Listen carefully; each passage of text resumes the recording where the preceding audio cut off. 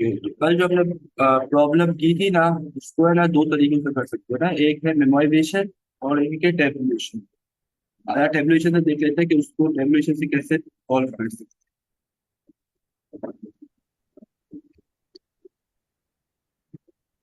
Sir हैं। Sir मेरा question है सर सर के यस। साथ। वो आपने मेमोराइजेशन के अंदर उसके ऊपर करली ब्रेसेस लगाई थी है ना। यस। वो आपने कहा था ये डिक्शनरी बनेगी। यस। तो लेकिन करली ब्रेसेस तो सेट में भी यूज होती है बिल्कुल होती है सर। इसको। हाँ तो वो फिर कैसे डिफरेंस वो कैसे पता चला कि ये डिक्शनरी बना रहा है। सर डिक्शनरी में है ना दो चीजें आती है ना, की और वैल्यू। असल वो नीचे सेट ठीक है। सेट कर्ली ब्रैकेट से नहीं करते, हम सेट लिखते हैं ना, तो उससे पता चल जाता है कि अभी सेट बनेगा। स्टार्टिंग वगैरह एम्प्टी होता है सेट हमारा। तो जैसे कि यहाँ पर आप देखें, यहाँ पे क्या हुआ, memo equal to curly brackets खाली लगा है। अब ये है ना डिक्शनरी बनेगी, ये डिक्शनरी के शॉर्ट टर्म है। आप ऐसे भी बना सकते हैं डिक्शनरी। यू लिखे, डिक्शनरी लिखे, और इस तरीके से डिक्शनरी को ऐसे भी बना सकते हैं, और डिक्शनरी को ऐसे भी कर सकते हैं। ये शॉर्ट तरीके है। क्योंकि सेट जो है सेट ऐसे इनिशियलाइज होता है ऐसे। अच्छा। ओके ओके ठीक है। तो डिफ्रेंशिएट हो जाता है ना कि सेट है या डिक्शनरी है। कर्ली ब्रैकेट लगाते हैं तो उसमें दो वैल्यूज आती, की वैल्यू, और सेट में सिर्फ एक ही वैल्यू आती जो की वैल्यू। तो ये सिर्फ check okay thank you sir. तो तरीके से इस प्रॉब्लम को कल देख लिया था। ये प्रॉब्लम थी पॉइंट चेंज। तो इस प्रॉब्लम में क्या था कि पॉइंट्स थे, उससे हमें अमाउंट बनानी होती थी और कम से कम पॉइंट इस्तेमाल हो। तो ये इसका वो था मेन ना। अब जो है ये ना, ये मेमोराइजेशन हमने कल सॉल्व की थी। और एक तरीका इसका ये भी है कि आप टेबुलेशन के जरिए इसको सॉल्व कर सकते हो। वो टेबुलेशन क्या होता है, मैं इसको जरा कमेंट कर देता हूँ इसको।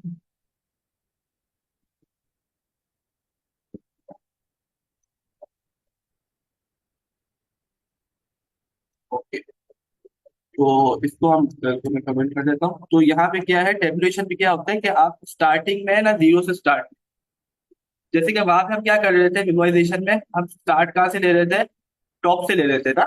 वो है टॉप टू बॉटम। टॉप से आप स्टार्ट लो, रिकर्सिवली बॉटम तक जाओ।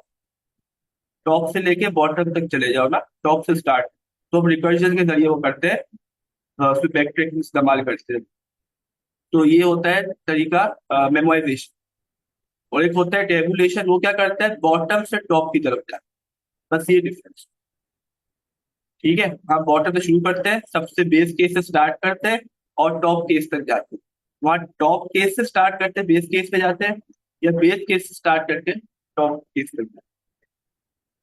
ये डिफरेंस समझ में आ गया आप लोग को दोनों में।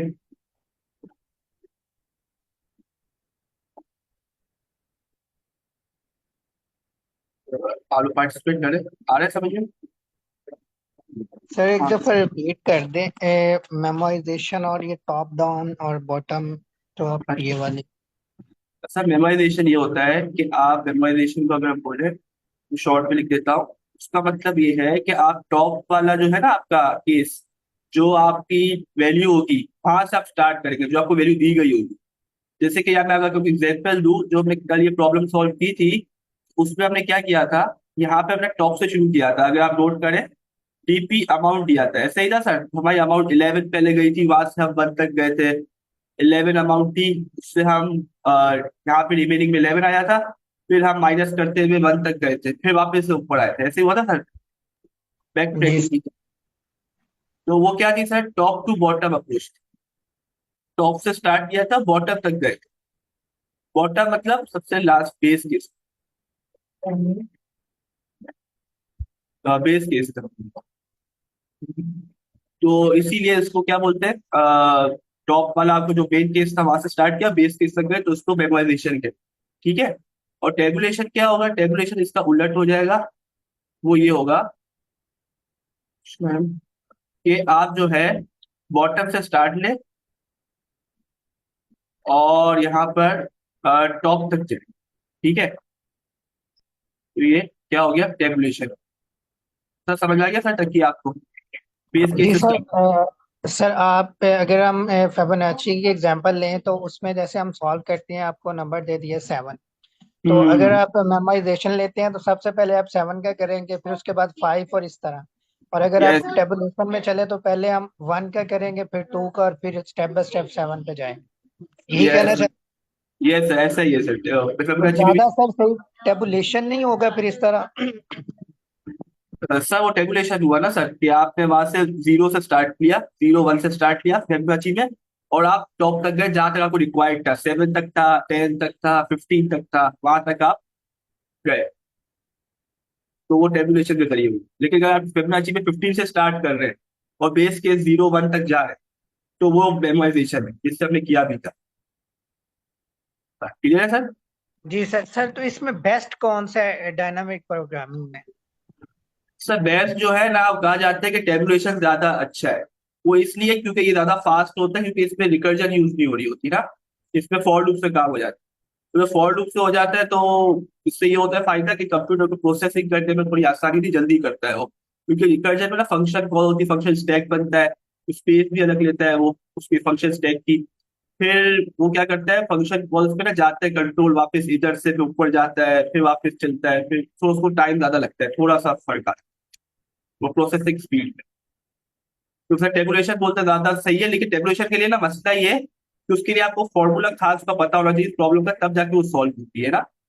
तो वो जैसे कि यहाँ पर अगर आप देखें, अगर इस प्रॉब्लम को ही ये टेबुलेशन के लिए सॉल्व किया है, अगर मैं आपको एग्जाम्पल दूं, तो यहाँ पे क्या किया, सबसे पहले अमाउंट की एरे बना ली, ठीक है। और पहले ही हमने इन्हें डीपी वाली एरे बना ली, इसमें भी डीपी की एरे बनती है, हम पहले से इनिशियलाइज कर, ठीक है। अमाउंट प्लस वन मल्टीप्लाई में अमाउंट प्लस वन, ये क्या हो रहा है यहाँ पर, यहाँ पे हो ये रहा है कि आपके पास जो डीपी की एरे है ना, उसमें सबकी अमाउंट, जैसे कि आपकी 12 है, अगर आपका टेस्ट केस देखें, या 12 है, ठीक है।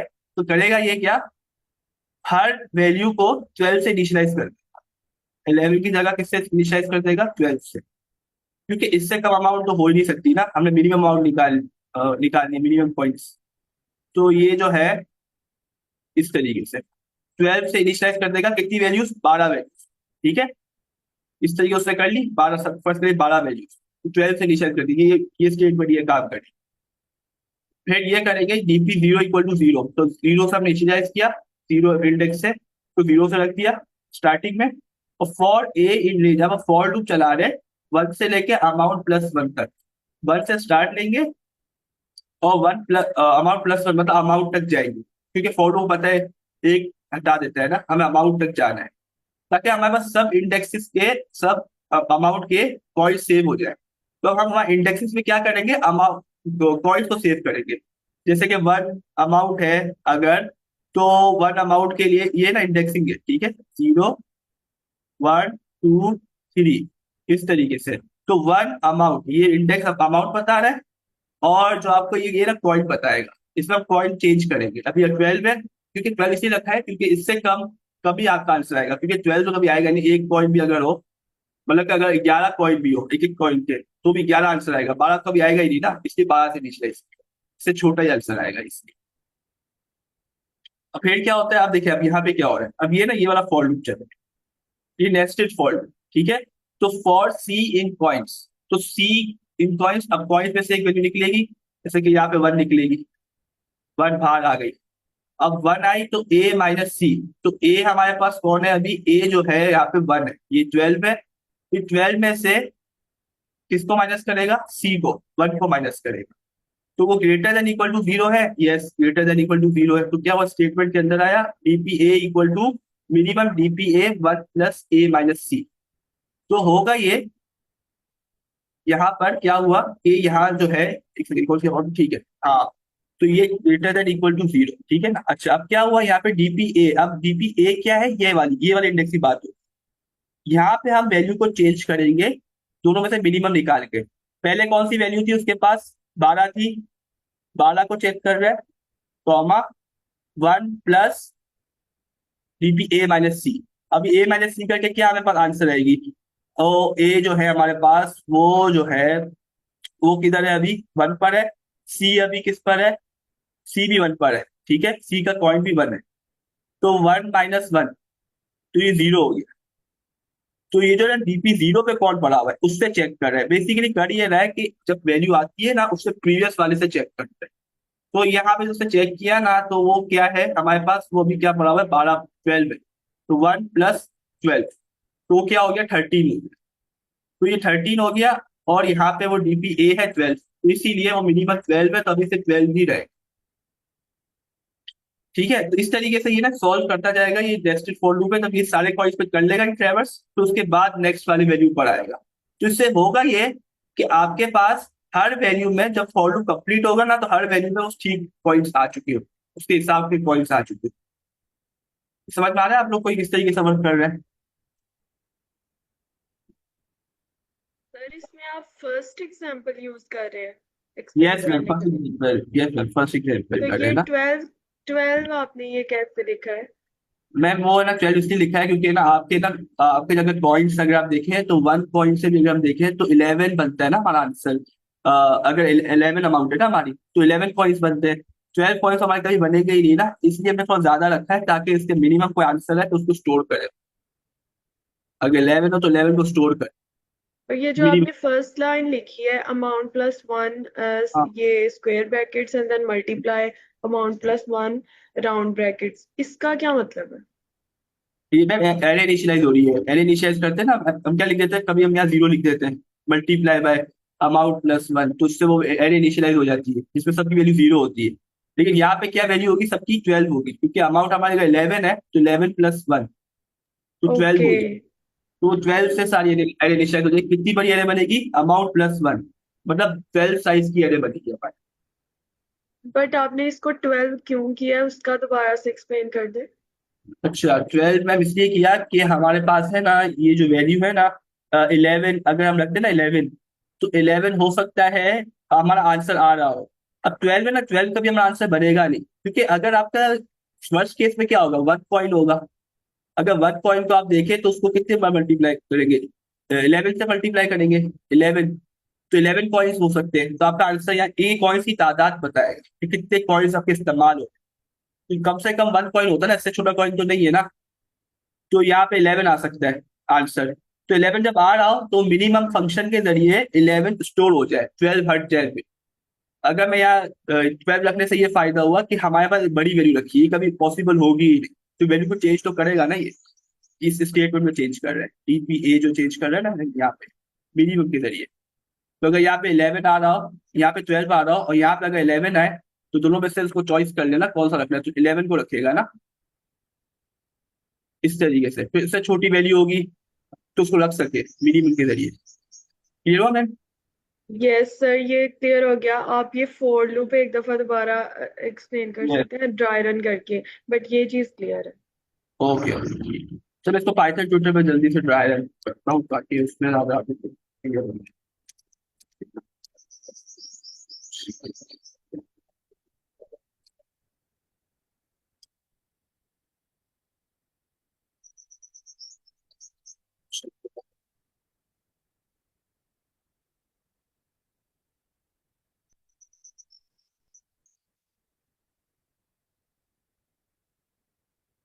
ये तो मेरा फंक्शन में लेते हैं।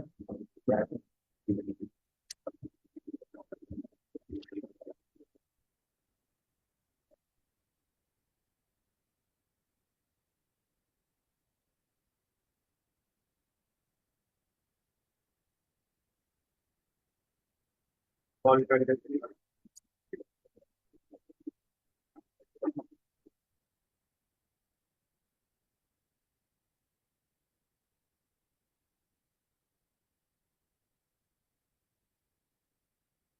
तुरंत ये पे देखते हैं।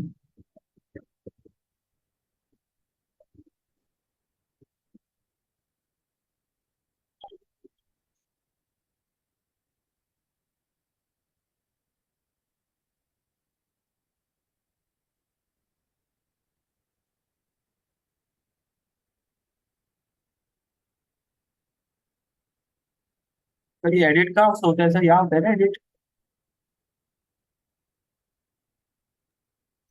सर कौन सा? अच्छा, वो एडिट करना था, आप हो रहा है। ठीक है,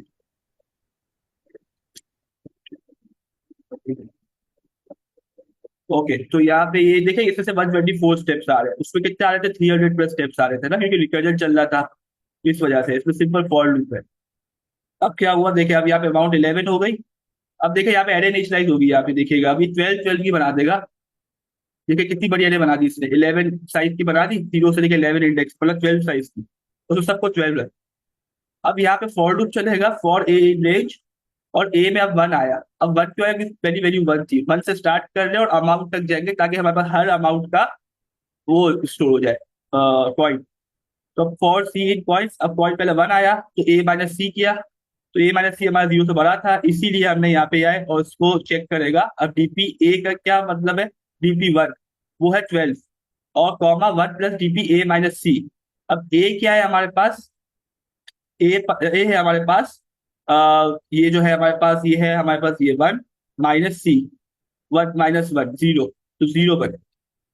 अच्छा यहाँ पे 0 कैसे आया, देखिए यहाँ पे डीपी 0 इक्वल टू 0 भी लिख दिया है, ताकि उस पर हम 0 इनिशियलाइज कर दो। यहाँ पे हमने 0 से पहले इनिशियलाइज कर दिया, ताकि प्रीवियस वाले को देखता हुआ करेगा ना, वो इस वजह से। अब यहाँ पे आया, अभी देखिए यहाँ पे 1 आ गया, हमने देखा 1 इंडेक्स में 1 आ गया, क्योंकि अगर आप 1 पॉइंट को इस्तेमाल करते हैं तो आप 11 अमाउंट 1 पॉइंट से कर सकते हैं ना। इसका मतलब ये है 1 पॉइंट से 1 अमाउंट 1 पॉइंट चाहिए होगा ना उसमें सिर्फ, तो वो इस तरीके से हो सकता है। अब वो आगे देखेगा, अब वो ये जो कॉइन है ये आपका बड़ा आ जाएगा, क्योंकि ये जो है हमारे पास C2 है, तो A1 है, तो यहाँ पे 1 माइनस 2, तो ये बड़ा हो जाएगा, तो ये फॉर लूप, ये कंडीशन फॉल्स हो जाएगी। दोबारा फॉर लूप चलेगा, दोबारा एक कंडीशन फॉल्स होगी, क्योंकि 5 पॉइंट आएगा, 5 पॉइंट बड़ा है ना इस 1 से। अब क्या हुआ, फॉर लूप दोबारा चलेगा, अब 2 के लिए चलेगा, अब 1 का निकाल लिया उसने आंसर, अब 2 का आंसर निकालेगा, 2 अमाउंट का। ये इंडेक्स है ना, अमाउंट, इस इंडेक्स को आप अमाउंट समझिएगा, और ये कॉइन्स की काउंट, कितने कॉइन्स यूज हो रहे हैं उस अमाउंट की। और यहाँ पे आया तो इसमें 2 मिला, क्यों, क्योंकि 2 अमाउंट आपकी 2 कॉइन्स इस्तेमाल होंगे, जैसे कि 1 1, अगर 1 कॉइन है तो, लेकिन यहाँ पे 2 कॉइन भी मिलेगा उसको, तो यहाँ पे 2 की जगह वापस 1 स्टोर कर दे।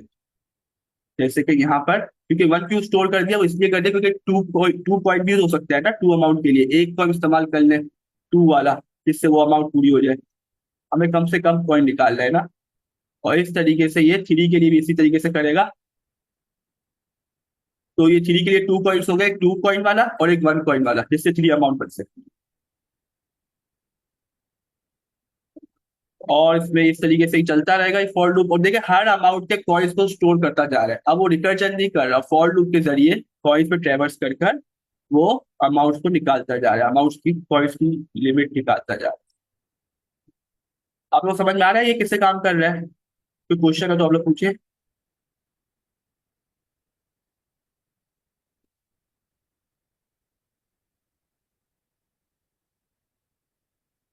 तो यहाँ पे 5 अमाउंट के, अब 5 अमाउंट के लिए में 3 कॉइन चाहिए होते हैं ना, देखिए 5 अमाउंट है, तो मतलब 2 + 2 + 1।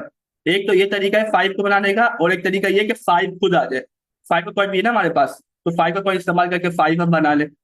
एक ये तरीका भी है, तो ये 5 का भी 3 है, फिर ये 1 कर देगा जब ये 5 वाले कॉइन पे ट्रेवर्स करेगा। अभी ये इसने किया है 1 वाले पे ट्रेवर्स, 2 वाले पे ट्रेवर्स, 1 और 2 पे ट्रेवर्स कर लिए, अभी 3 पे ट्रेवर्स कर रहा है, तो अब ये वैल्यू चेंज हो जाएगी, अब ये 5 की जगह वापस ये 1 आ जाएगा 3 की जगह, क्योंकि 5 पॉइंट खुद 1 का भी आ सकता है। जैसे कि यहाँ पर आप देखा आपने 1 आ गया, 5 पॉइंट भी करना है।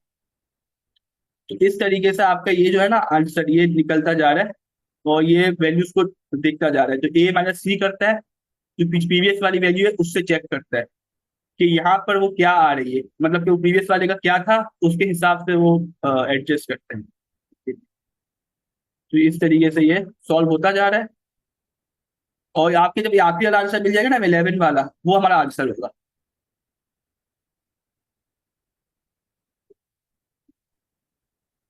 तो मैं थोड़ा चलाता हूँ फास्ट पे, ये फॉर लूप ही चल रहा है सिर्फ। और ये यहाँ पर क्या आया, तो देखिए यहाँ पे पहले क्या हुआ, 9 का पहले क्या आया आंसर, अगर आप नोट करें, 9 का पहले 12 था, 12 के बाद है ना उससे क्या करा, प्रीवियस वाले का देखा, उसका था 3, तो 3 + 1, 3 + 1 4 होता है, इसलिए यहाँ पे 4 आया, क्योंकि यहाँ 1 प्लस किया ना उसने, या A माइनस सी, तो इसीलिए वो 4 आ गया 9 में। और 9 को पता है आप 4 कॉइन से भी बना सकते हैं, और इससे इससे भी कम में हो सकता है 9, तो इसीलिए अब वो दोबारा चल रहा है, और वो देख रहा है कि उससे और कम में हो सकता है, तो आगे वाले पे चला रहा है पॉइंट्स पे। और इस तरीके से यहाँ 3 आ गया 9 में, तो 5 + 2 + 2 3 हो गया। आपको 9 जो है 5 + 2 + 2 भी हो सकता है, इस तरीके से, तो वो 9 के बराबर है। तो इस तरीके से आपके ये हर पॉसिबिलिटी निकल आई। और 10 का आपको पता है 4 आया आंसर। अब 4 आया, इससे भी कम हो सकता है कि वो 5 5 के 2 पॉइंट ले ले, तो 10 बन जाएगा। तो अभी 4 से भी छोटा आंसर ढूंढेगा, तो अभी मिनिमम फंक्शन इसलिए लगाया है, अगर उसको कोई और छोटी वैल्यू मिलती है तो उसको स्टोर करे। तो वो 2 रख देगा, 10 2 रख दिया। अब 11 की टर्न आएगी, वो हमारा फाइनल आंसर। इसलिए हमने 11 का इंडेक्स तक किया है, ताकि 11 अमाउंट का भी तो निकले आंसर। अगर हम 11 इंडेक्स तक नहीं जाते, 10 इंडेक्स तक ही सिर्फ जाते, 11 की एरे बनाते, तो 10 तक की अमाउंट का आता है, 11 अमाउंट का नहीं आता। इसलिए हमने 1+1 एरे बनाई। और इस तरीके से 11 का 3 आ गया, और ये रिटर्न हो जाएगा हमारे पास यहाँ। फॉर लूप एंड हो जाएगा आखिरी में।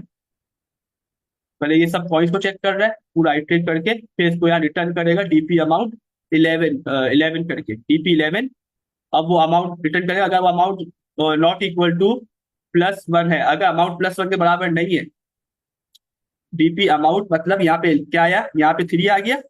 3 अगर नॉट इक्वल टू अमाउंट +1, क्योंकि वो अमाउंट +1 क्यों बोल रहे हैं, आपको याद है हमने शुरू में किससे इनिशियलाइज किया था, 12 से इनिशियलाइज किया था। अमाउंट +1 मतलब 12 है यहाँ पे, है ना, 11 + 1। तो 12 के बराबर अगर नहीं है, तो मतलब उसका कॉइन हमें से छोटा मिला है।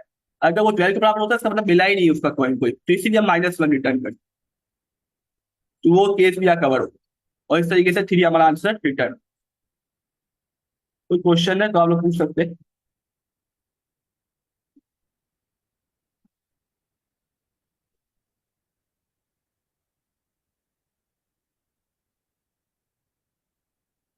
सर जुल्फिकार, आपको क्लियर हो गया है, हमने बना दिया। सर मैं नहीं देख सका, मैं असल में नहीं, और जगह पर अच्छा, था और चलो बंदे। ठीक है। तो तक आपको क्लियर हो गया। जी सर। अच्छा, मैम नादिया आपको क्लियर हुआ। कौन है।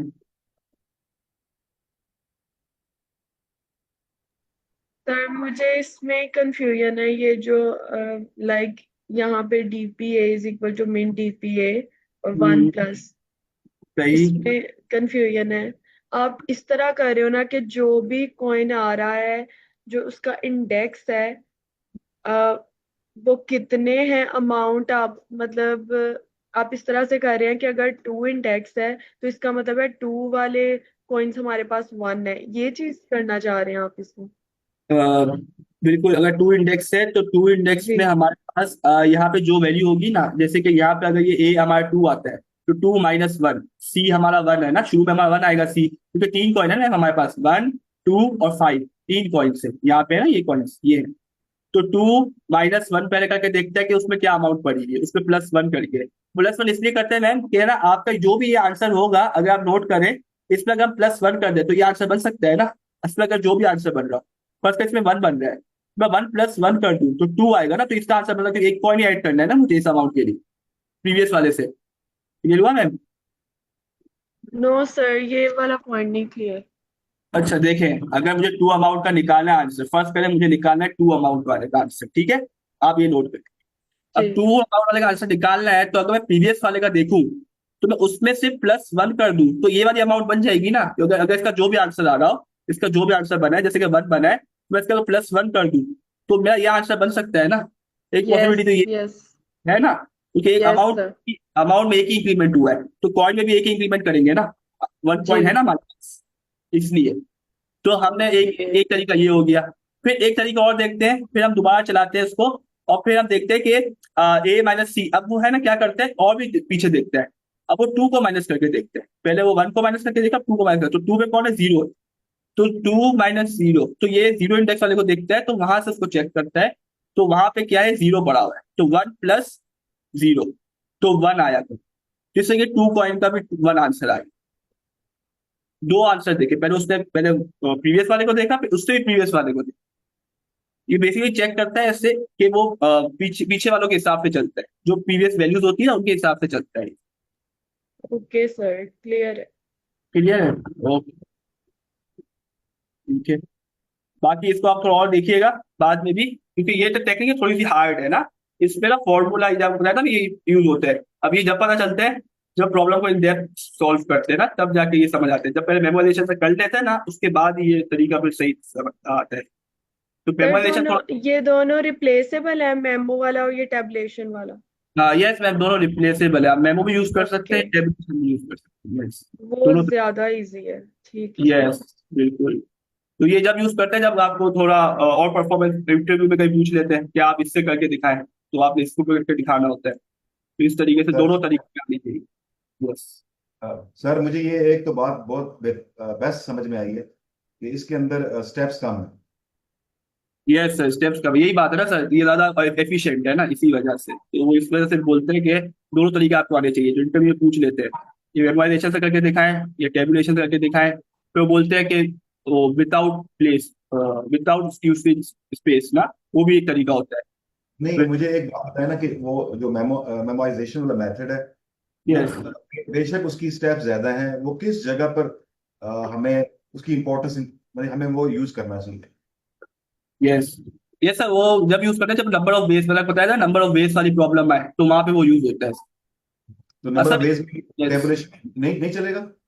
सर, टेबुलेशन भी चलेगा सर। देखें, डायनामिक प्रोग्रामिंग ना 4 स्टेप्स है, ठीक है। टीपी की प्रॉब्लम सॉल्व करने के ना इंटरव्यूज में 4 स्टेप होते हैं। तो वो 4 स्टेप अगर पूछ ले तो चारों स्टेप हमें बताने पड़ते हैं। सबसे पहला स्टेप क्या है कि आपको रिकर्जन के लिए सॉल्व करें, ठीक है। आपका जो वर्स्ट केस सिनेरियो बनता है जिसमें टाइम हमारा बहुत ज्यादा लग रहा होता है एक्सपोनेंट में, ठीक है सर। 4 तरीके, पहले रिकर्सिव से किया, उसके बाद आपने मेमोराइजेशन से करना है, जिससे आपकी टाइम पॉसिबिलिटी ऑप्टिमाइज हो जाएगी। ऐसा ही है सर। जी सर। हम मेमोराइजेशन सर सेकंड स्टेप है ना, ये रिकर्सिव का ये सेकंड स्टेप है, इसको थोड़ा ऑप्टिमाइज करता है। उसके बाद मेमोराइजेशन के बाद आता है टेबुलेशन, फिर आप उसको टेबुलेशन से सॉल्व करना है। मेमोराइजेशन के बाद का स्टेप होता है टेबुलेशन ना, क्योंकि डायरेक्ट टेबुलेशन का फॉर्मूला माइंड में आना बहुत मुश्किल है। वो आपको जब भी आएगा जब आपने इसको मेमोराइजेशन से किया हुआ हो, तो आपको पता चल जाएगा कि आपको क्या चीज आप कर रहे थे और उससे क्या, आप किस तरीके से डेप्थ पे जा रहे थे, तो उसी तरीके से आप वापस आप कैसे आएंगे, इस तरीके से होता है। उस पर रिवर्स केस होता है। और टेबुलेशन के बाद आता है विदाउट विदाउट स्पेस, मतलब कि आप कोई स्पेस यूज नहीं करें, विदाउट स्पेस।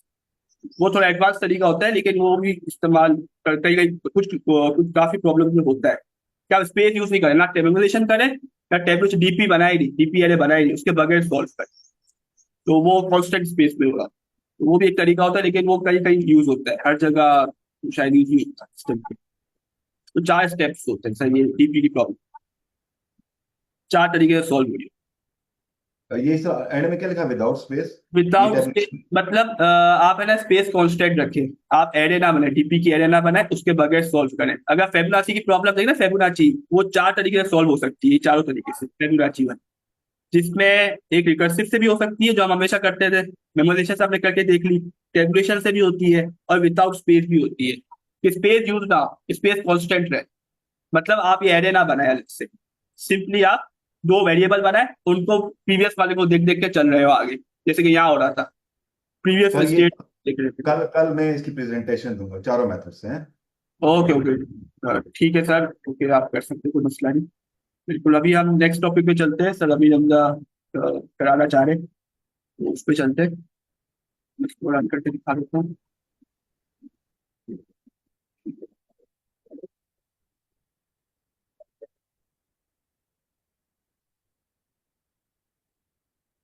तो ये सबमिट भी हो रहा है, ठीक है। इसकी टाइप कॉम्प्लेक्सिटी होगी O of n, O of length of points, अगर मैं दिखा दूं, मल्टीप्लाई बाय अमाउंट। वही टाइम कॉम्प्लेक्सिटी सेम होगी जो मेमोराइजेशन में थी ना, वही टाइम कॉम्प्लेक्सिटी आएगी यहाँ, ठीक है। इसमें उसमें भी यही आ रही। और जो है स्पेस कॉम्प्लेक्सिटी वो भी यही रहेगी, ओ ऑफ अमाउंट।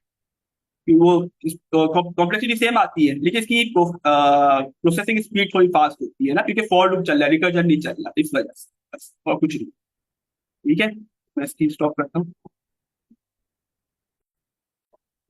सर। अभी हम थैंक यू कंटिन्यू। सर। जी सर, काफी अच्छा एक्सप्लेन कर दिया। मैं कर लेते हैं, बिट मैनिपुलेशन स्टार्ट करते हैं। Yes sir.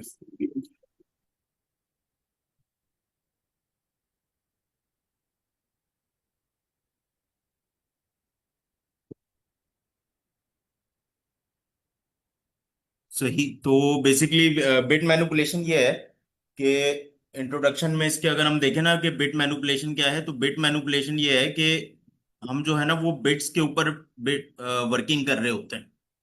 तो असल में बात यह है कि जो कंप्यूटर है ना उसको 0 1 के अलावा ना कुछ समझ नहीं आता। वो जो है वो बस 0 1 समझता है। और कंप्यूटर में जितनी सारी चीजें हो रही होती है ना वो 0 1 के अंदर हो रही होती हैं। इसके अलावा ना इसको कुछ समझ आता है, ना इसको ए समझ आता है, ना इसको 10 समझ आता है, ना इसको 15, कुछ नहीं समझ आता है इसको, B C D। हम जितनी चीजें, हम जितना कोड लिख रहे होते हैं या कुछ भी लिख रहे होते हैं, इसके अंदर कुछ भी पाइथन प्रोग्रामिंग चल रही है, कुछ चल रहा है, वर्ड का डॉक्यूमेंट चल रहा है, आप पीसी पे कुछ कर रहे हैं, एट द वेरी एंड वो जाके ना वो 0 1 में जाके कन्वर्ट होता है। तो और इसके ना कुछ स्टेप्स हैं। तो बेसिकली अगर हम प्रोग्रामिंग में देखें ना, बात करें, तो वो पाइथन से पहले जाता है वो सी पाइथन में, फिर उसमें जाएगा असेंबली में, और सबसे फिर जाएगा असेंबली लैंग्वेज के बाद, जब है ना वो जाता है असेंबली के बाद, वो फिर जाता है ये हमारे पास इसमें 0 1 में। अच्छा, इसको ना दो चीजें और भी कहते हैं। एक तो ये कहते हैं इसको बाइट कोड। कंप्यूटर का सारा कोड ना इसमें आखिर सबसे आखिरी स्टेप में आके ना इस पे बाइट कोड में कन्वर्ट होता है। और एक और नाम है इसका मशीन कोड, कि मशीन जिस कोड को समझती है, ये ह्यूमन रीडेबल कोड नहीं है। अच्छा, लेकिन हम इसको समझ के इससे काफी कुछ कर सकते हैं, और इससे वो हम अपनी परफॉर्मेंसेस वगैरह ये सब कुछ इम्प्रूव कर सकते हैं। तो पहले इसको समझते हैं कि ये मशीन कोड है क्या, और ये बाइट कोड, और इसमें 0 1 में बेसिकली ये बाइनरी में कैलकुलेशन कैसे होती है। तो बाइनरी बेसिकली टू, बाइनरी का मतलब है टू, और इसमें टू ही डिजिट्स होते हैं, एक होता है 0 और एक होता है 1। तो इसको देखते हैं कि ये कैसे है। और तो सबसे पहली चीज ये है कि हमें जो समझना है ना वो समझना है नंबर सिस्टम, के नंबर सिस्टम क्या चीज है, और फिर प्लेस वैल्यू। अगर हमें ये दो चीजें समझ आ जाए ना, उसके बाद हम किसी भी उसमें जा सकते हैं और वहां से वापस आ सकते हैं नंबर सिस्टम से। और उसमें तो बेसिकली जो हम नॉर्मली अब जो कैलकुलेशन हम लोग कर रहे होते हैं ना, और जो हम एवरीडे यूज में जो हम नंबर्स यूज कर रहे होते हैं, वो होते हैं बेस 10। बेस 10 का क्या मतलब है कि बिलफर्ज मैं आपसे अगर कहता हूँ कि 453, 453, इस नंबर को जो है ना अब लिखने के कई तरीके हैं ये। अच्छा, हम नॉर्मली हम जो है ना वो, अब चूंकि बेस 10 हमारी कॉमन इन डेली यूज है, तो हमें ये इसका एहसास नहीं होता। लेकिन वैसे जो है ना ये इसका क्या मतलब है, वैसे इसका मतलब ये है कि ये प्लेस वैल्यू पे चल रहा है। कि ये वाली जो प्लेस है ना, ये है 10 raised to the power 0, और ये है 10 raised to the power 1, और ये है 10 raised to the power 2, और फिर इसी तरह आगे चलता रहेगा 10 raised to the power 3। तो अगर मैं अब इस नंबर को कन्वर्ट करूं, तो ये कन्वर्ट क्या करूं, बेसिकली ये शुरू में होता ही ऐसे। तो 10 raised to the power जो है ना वो है 1। तो 1 होता है, तो 3 1 जो है ना वो 3 होगा। अच्छा, अब मैं इसको देखते हैं कि ये 10 raised to the power, अब इसको यहां से शुरू करते हैं, और हम लिखते हैं कि 3 × 10 raised to the power 0। एक चीज हमारे पास ये आ गई। उसके बाद हम ये करते हैं कि 5 × 10 raised to the power 1, एक हमारे पास ये आ गया। और फिर इसको 4 × 10 raised to the power 2, एक हमारे पास ये आ गए। अब इनको जब हम लोग वो करेंगे, एडिशन करेंगे इनकी, तो बनेगा क्या हमारे पास, बनेगा ये 10 raised to the power 2 हो गया हमारे पास 100। सही है, और मल्टीप्लाई बाय 4, तो ये हो गया हमारे पास 400। 10 raised to the power 1 होता है 10, और 5 10 50। फिर ये आ गया 10 raised to the power, किसी भी उसकी पावर 0 हो तो वो उसका आंसर 1 होता है। तो 3 1 3, तो 400 + 50 + 3, तो ये इस तरह बनता है 453। तो जब हम डेसिमल में कह रहे होते हैं ना 453, तो इसका मतलब है कि वो उसके पीछे कैलकुलेशन ऐसे हो रही होती है कि वो प्लेस वैल्यू क्या है और 4 की प्लेस वैल्यू क्या है। तो 4 की जो प्लेस वैल्यू है ना वो हंड्रेड्स है, वो हंड्रेड्स पे खड़ा हुआ है। और वो इसका ऐसे है कि वो जो फर्स्ट डिजिट है यहाँ से हम राइट साइड से शुरू करेंगे और 0 की पावर्स देना शुरू करेंगे। लेफ्ट पे आगे चलते जाएंगे। तो 10⁻⁻1, 10⁻⁻2 और 10⁻⁻3 इस तरह आगे चलते जाएंगे। तो ये बेसिकली नंबर इस तरह हमारे पास बिल्डअप हो रहा होता है।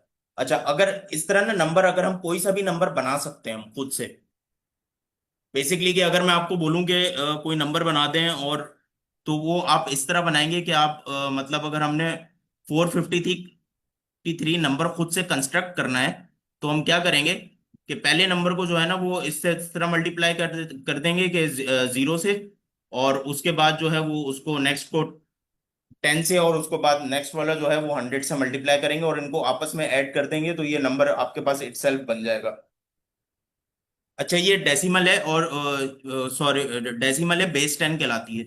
अब बेस 2 में बिल्कुल यही चीज हो रही है, लेकिन ये जो बेसिस है ना, ये जो 10 वाली बेस है हमारे पास, ये चेंज हो जाएगी 2 में, बाइनरी के अंदर। तो बाइनरी में अगर कोई नंबर हो, तो हमारे पास जो है वो बेस हो जाएगी 2। तो और इसमें अब जो है ना, यहाँ से काफी सारे कॉन्सेप्ट निकलते हैं, तो एक एक करके देखते हैं उन सबको। तो पहले ये नंबर सिस्टम समझ आ गया कि ये बेस 10 वाली क्या चीज है, और हम नॉर्मल एवरीडे यूज में इसको जी किस तरह सर। ले रहे होते हैं। जी सर। सही है। तो अब हमने जब भी सोचना है ना, तो वो इसमें बिट मैनिपुलेशन में, तो पहले जो है ना वो प्लेस वैल्यू में सोचना है कि प्लेस वैल्यू क्या होगी इसकी। और उसका आसान हल ये है कि वो आप इसको इसको इमेजिन कर लें कि नॉर्मली जो आप एवरीडे यूज में जो नंबर्स यूज कर रहे होते हैं, तो वो उसको वो इस तरह 10 की प्लेस वैल्यू पे होता है। अब चलते हैं बाइनरी पे। बाइनरी पे क्या होता है? बाइनरी में होता है कि प्लेस सर वैल्यू जो है ना वो 2 की चल रही होती है। सर यस इस कन्वर्जन को ही हम बिट मैनिपुलेशन कहते हैं, चाहे वो बेस 10 हो या बेस 2 हो।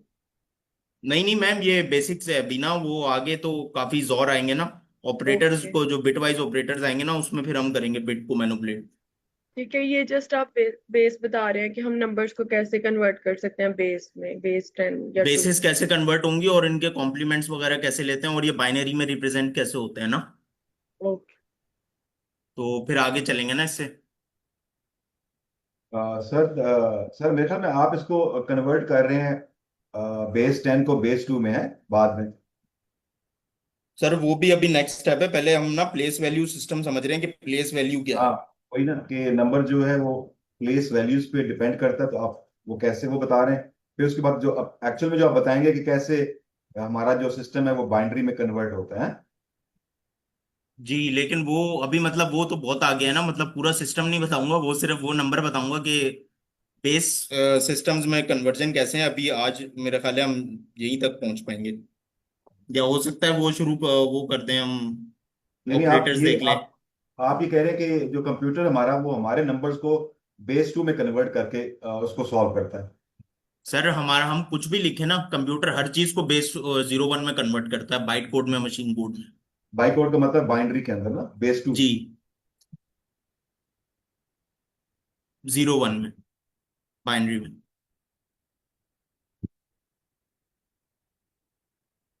तो अच्छा, चलें देखें अब ये बेस 2 का नंबर सिस्टम क्या है कि वो यहाँ पे 0 है, यहाँ पे 1 है, यहाँ पे 2 है, यहाँ पे 3 है, और यहाँ पे 4 है। अच्छा, एक और चीज है कि बिट क्या होता है। तो ये जो एक वो है ना प्लेस वैल्यू हमारे पास, ये एक बिट है। ये यहाँ पे मैंने कितनी प्लेस वैल्यूज बनाई है? यहाँ पे मैंने बनाई है 5 प्लेस वैल्यूज। तो जो हमारे पास एक प्लेस वैल्यू है ना, वो एक बिट कहलाएगी, और उस बिट की जो हमारे पास वैल्यू हो सकती है, वो या तो 0 हो सकती है या तो 1 हो सकती है। तो मैं इन प्लेस वैल्यूज पे या तो 0 लिख सकता हूं या 1 लिख सकता हूं।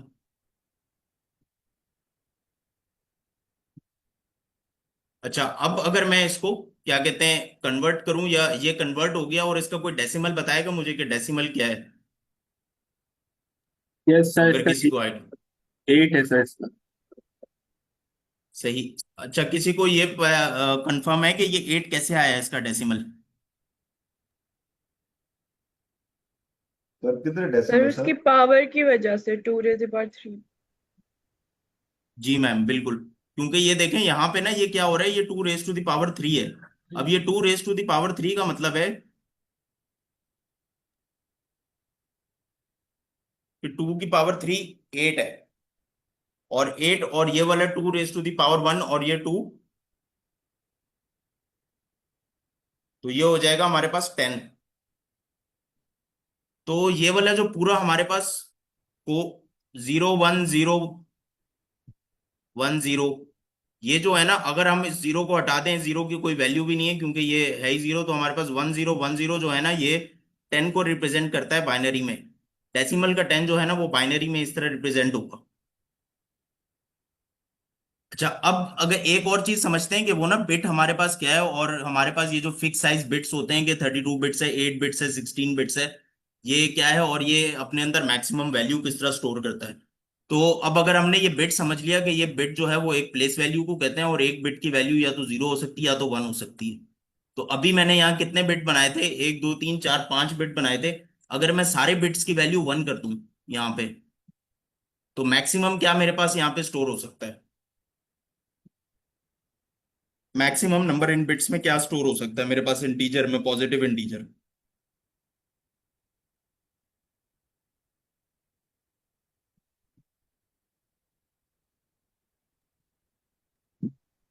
26। जी सर, कैसे कैसे कैलकुलेट किया आपने? सर मैंने ना दो मिस कर दिए क्योंकि मुझे दोबारा कैलकुलेशन कर लेने में। मैंने एक्चुअली 2 की पावर 4, 2 की पावर 3 और 2 की पावर 1 को कैलकुलेट किया था और दो जीरो मिस कर दिए। Let me calculate. ये फर्स्ट वन वाले को देखने तो 2 की पावर 4 में 16 आएगा ना। इसमें चलें 16 आ गया।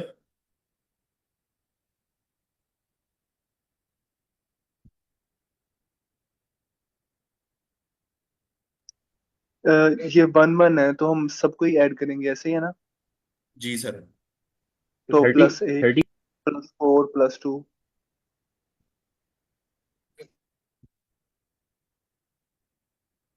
तो ये कितना हो गया? 30 30 20 30 31। 31। ये 1 क्यों है? क्योंकि ये वाला 1 भी तो हमने ऐड करना है ना, ये भी तो 2 की पावर 0 का जो 1 है। 2 की पावर 0 1 होगा, ठीक है। अच्छा, लेकिन इधर ये 1 इसलिए नहीं होगा क्योंकि 2 की पावर 0 1 है, इसलिए 1 होगा क्योंकि यहाँ पे हमने बिट की वैल्यू 1 रखी हुई है। अगर हम बिट की वैल्यू 0 रख दें तो ये वाला बिट काउंट ही नहीं होगा, यहाँ पे फिर हम 0 लगाएंगे। ये चीज क्लियर हो रही है? मीन्स के अगर ऊपर 1 है और 2 की पावर 0 है तो हम 1 लगाएंगे, लेकिन अगर ऊपर 0 है और 2 की पावर 0 है तो हम फिर 0 ही लगाएंगे। जी, मत कहने का मकसद ये है कि जिस बिट की वैल्यू 1 होगी ना, उस बिट की पावर को हम ले लेंगे, और जिस बिट की वैल्यू 0 होगी ना, उसकी पावर को छोड़ देंगे। बिल फर्ज अगर हमारे पास इस तरह का ये आया हुआ है, इसको मैं बिट्स में रिप्रेजेंट करूं तो मैं कहूंगा ये वाला बिट 1 है, ये वाला बिट 1 है, ये वाला बिट 1 है, ये वाला बिट 1 है, ये वाला बिट 1 है। जी सर। Yes sir. जो पावर इवन होगी ना वहां 0 होगा और जो ऑड होगी वो 1 होगा। नहीं सर, ऐसा नहीं है। जो हम ऑन कर दे वो ऑन रहेंगी, जो ऑफ है वो ऑफ रहेगी। अभी सर ने सारी ऑन कर दी है, ये सारी देखिए पावर। ना, ये 2 की पावर 3 है तो 1 है, पावर ऑड है। इसमें ओड इवन का कोई चक्कर नहीं है।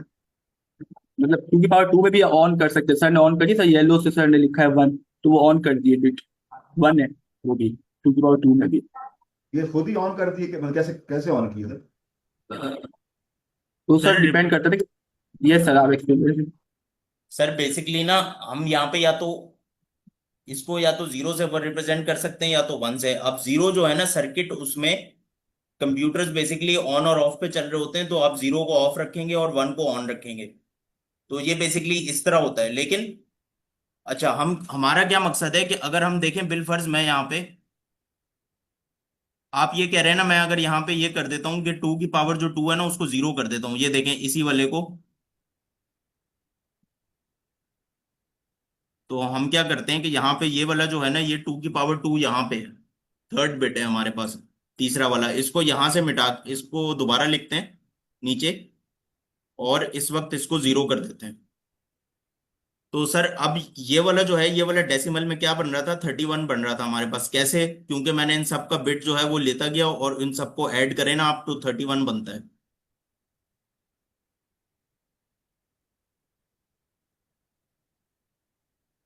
अच्छा, अब इसका क्या बनेगा?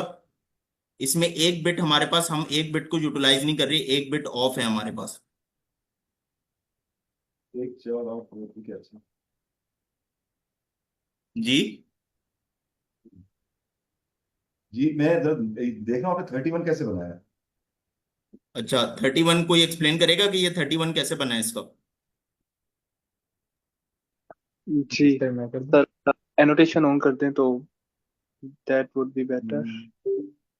जी सर। ठीक सर, ओके आ रही है सो notation? Ji okay,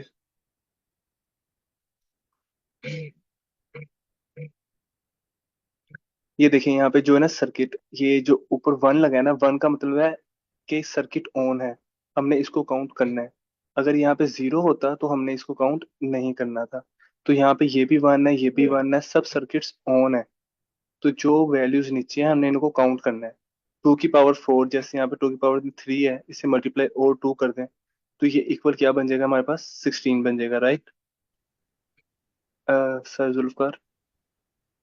ji okay, but I couldn't understand यार, ये कैसे क्या कर रहे हैं आप, जीरो खुद ही वो जीरो हो जा रहा है, खुद ही वन हो रहा है। एग्जाम्पल किस ले लें खुद से। मतलब क्या बेस है, आप कह रहे हैं ये ऑन हो गया और ये ऑफ हो गया। तो सर तो देखिए, मैं आप एक्सप्लेन करता हूँ क्या है। मुझे मुझे ये नहीं सब देखें, मुझे ये इतना तो पता है कि आप वो टू की बेस के ऊपर उसको डिवाइड करते हैं तो जो रिमाइंडर होता है वो 0 1 क्रिएट करता है। ये तो मुझे ये I have the idea. The thing is सही। दैट आपने कैसे डिसाइड किया कि इधर में आप जीरो भी कर दो, अब मेरी मर्जी है इधर मैं वन भी कर दूं। सर कर दें, कोई उसमें क्या मसला है, मतलब आप करके देख लें नहीं, तो। मैथ वो जरा वो कुछ कैलकुलेशन से करेगा ना। अच्छा, सर आप बेसिकली सर देखें, दो चीजें कंफ्यूज कर रहे हैं। एक तो ये कि डेसिमल टू बाइनरी कन्वर्जन, वो हाँ उसमें आप डिवाइड करते हैं 2 से। मैं आपको कह रहा हूं कि डेसिमल को भूल जाएं, बाइनरी में ही सोचते हैं हम। ठीक है। सही है। अब बाइनरी जो है ना, बाइनरी में हमारे पास दो ही वैल्यूज होंगी, या तो 0 होगा या तो 1 होगा। ओके ठीक है। सही है। अब हमारी मर्जी है हम इसको किस तरह रखें, 0 को 1 को किस तरह रखें, depending on the number of bits या depending on the number of places, कि हमारे पास कितनी प्लेसेस अवेलेबल हैं। मैं किसी प्लेस पे या तो 0 रख सकता हूँ या तो 1 रख सकता हूँ। अगर मैं डेसिमल नंबर सिस्टम में वर्क कर रहा होता तो मैं किसी उस पे या तो कहां तक वैल्यूज रख सकता था, 0 से 9 के दरमियान वैल्यूज रख सकता था हर प्लेस वैल्यू पे। ऐसे ही है सर। जी जी ठीक है ठीक है। तो अब नंबर्स, अगर मैं बेस 10 में यहाँ पे वर्क कर रहा होता और ये बिलफर्स यहाँ पे चलता जाता, तो मेरे पास हर प्लेस वैल्यू पे मैं कितने नंबर रख सकता था? मैं नंबर रख सकता था 0 to 9 की रेंज में। ये बनते हैं एग्जैक्टली 10 नंबर्स। ठीक है। तो बेस 2 में मेरे पास क्या होगा कि मैं 0 से 1 की रेंज में ये नंबर रख सकता हूँ। ये बनते हैं एग्जैक्टली 2 नंबर, 0 और 1। तो हम्म, बेस 2 में मेरे पास ये चॉइस है कि मैं किसी भी प्लेस वैल्यू पे इन दो नंबर्स में से कुछ रख सकता हूँ, 0 या 1। जिस तरह बेस 10 में मेरे पास चॉइस थी कि मैं इन 10 नंबरों में से 0 to 9 के बीच में से 10 नंबरों में से कोई सा भी नंबर यहाँ रख दूं। और मैंने पहले यहाँ पे 4 रखा था, फिर 5 रखा था और 3 रखा था। सर ये क्लियर हो रहा है? जी वो थोड़ा हो रहा है मेरे साथ। अच्छा, अब मैं अगर यहाँ पे 0 रख दूं, 0 रख दूं, 0 रख दूं, या 1 रख दूं, 1 रख दूं, या फिर किसी एक को 0 कर दूं, 1 0 1 कर दूं, तो ये चॉइस है ना मेरे पास। जिस तरह मैं यहाँ पे 453 लिख दूं, 534 लिख दूं, 500 लिख दूं, कुछ भी लिख दूं ना। ठीक है। तो ये अभी तक तो हमने ये समझा है कि वो बेसिकली प्लेस वैल्यू पे किस तरह वर्कआउट कर रहे हैं। अच्छा, अगर मेरे पास अब ये कितनी बेसिस होगा, बेसिस पढ़ ली हमने, दो बेसिस पढ़ ली, एक बेस 10 और एक बेस 2। इसको कहते हैं डेसिमल, और नीचे वाले को कहते हैं बेस 2 को बाइनरी। एक और भी बेस है, वो है हेक्साडेसिमल।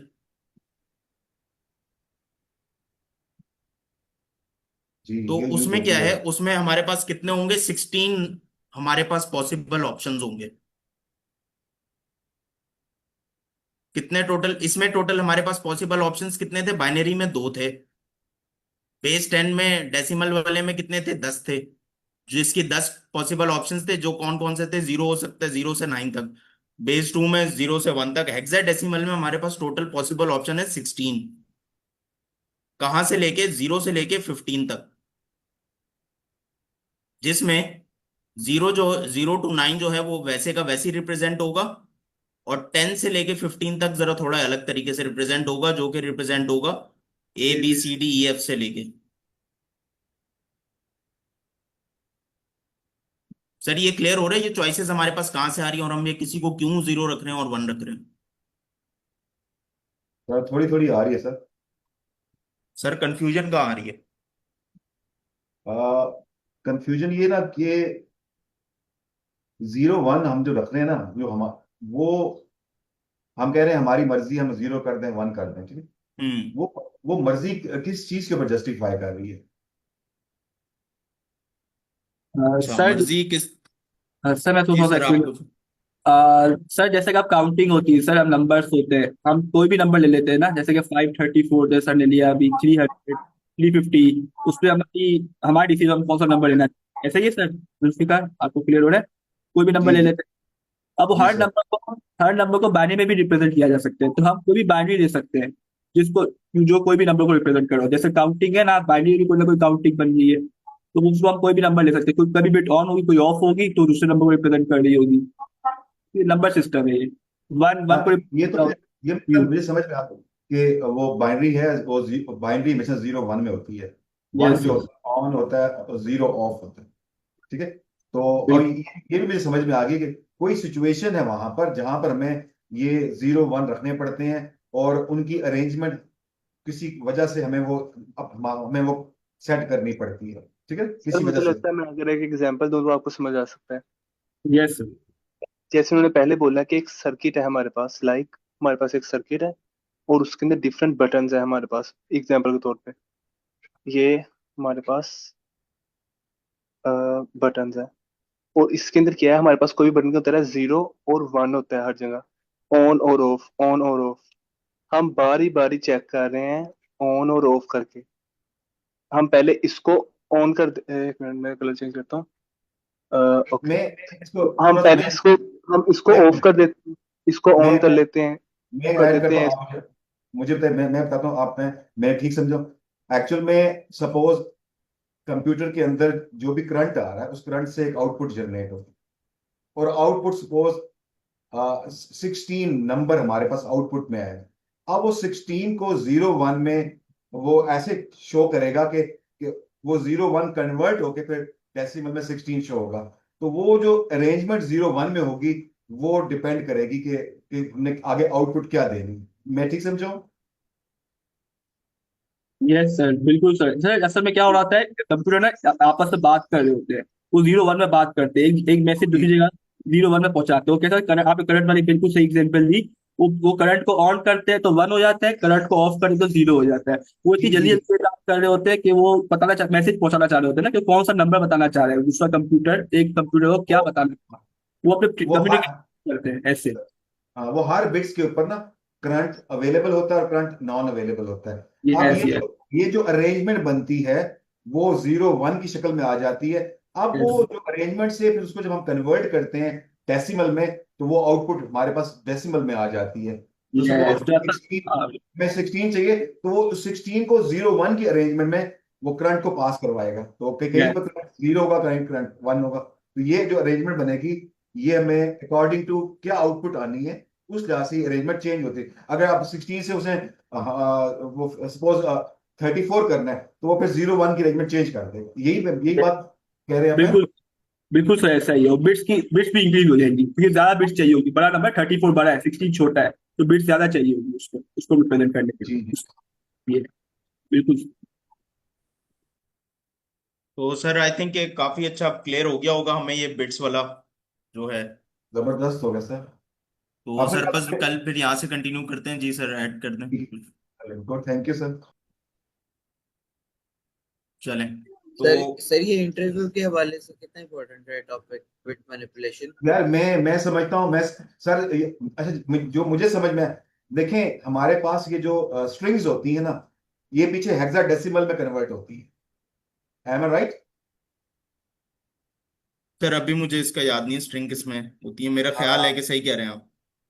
मैंने कहीं पढ़ा था, तो वो फिर ना कंप्यूटर जो कैलकुलेशन करता है वो स्ट्रिंग के ऊपर तो नहीं कर रहा होता, वो पर जब आप उसको कन्वर्ट करता है हेक्साडेसिमल में, उसको कैलकुलेशन के अंदर यूज कर रहा होता है और उससे फिर वो लॉजिक बना रहा होता है। ये मैं जो समझा। अच्छा सर, असल में वो हेक्साडेसिमल आप ठीक कह रहे हो, असल में वो कन्वर्ट तो करता है लेकिन कंप्यूटर से बाइनरी में कैलकुलेशन कर सकते हैं। वो पहले बाइनरी में कन्वर्ट करके कैलकुलेशन करते हैं, वापस उसको हेक्साडेसिमल बनाता है, फिर वो हाँ, हमारी अच्छी शक्ल में हमें मिलता है जैसा उसको मिलना है हमें, फिर वो हमें और की मैं ना बेस पे। यस इसी की बेस के ऊपर ना वो आपके आस्की कोड बने हुए मेरे ख्याल में। यस बिल्कुल, जब भी तो ASCII कोड बने हर करेक्टर को रिप्रेजेंट करने के लिए, क्योंकि एक नंबर से ही एग्जैक्टली। सारा, इसी वजह से। बिल्कुल sir thank you so much, अच्छा समझाया सर। चलें ठीक है सर, थैंक यू। बस कल फिर यहीं से कंटिन्यू करते हैं, इसको देखते हैं आगे, और फिर कल कंटिन्यू करते हैं। चलें, हाँ थैंक यू एवरीवन।